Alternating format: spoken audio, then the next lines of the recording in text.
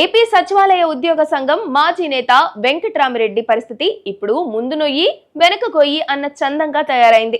నిన్నటి వరకు అధికార పక్షానికి అనధికార ప్రతినిధిలా వ్యవహరించి ఇప్పుడు ఉద్యోగం ఓడటంతో దిక్కుతోచని స్థితిలో పడ్డారు. సర్కార్ వారు అన్ని నిబంధనలను తూచా తప్పకుండా పాటించి పగడ్బందీగా డిస్మిస్ ఆర్డర్ చేతిలో పెట్టడంతో ఇప్పుడు ఆయనకు న్యాయస్థానాల్లోనూ సాంకేతిక ఊరట లభించడమే గగనం అనిపిస్తోంది.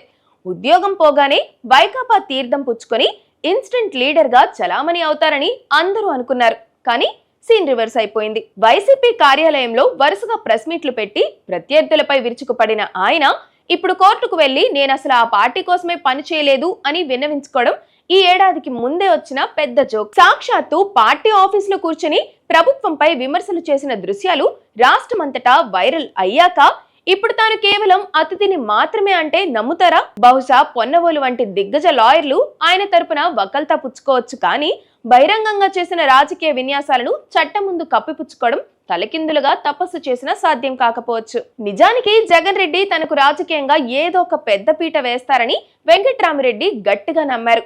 కానీ కేవలం ప్రెస్ మీట్లకే పరిమితం చేసి కీలక బాధ్యతల విషయంలో మాత్రం ఆయనకు నమస్కారం పెట్టేసినట్టు కనిపిస్తోంది. పార్టీలో తగిన గుర్తింపు రాకపోవడం, అటు జగన్ రెడ్డి నుంచి భరోసా లభించకపోవడంతో మళ్లీ పాత ఉద్యోగం వెతుక్కుంటూ కోర్టు మెట్లు ఎక్కాల్సిన దుస్థితి ఏర్పడిందనే సెటైర్లు గట్టిగా వినిపిస్తున్నాయి.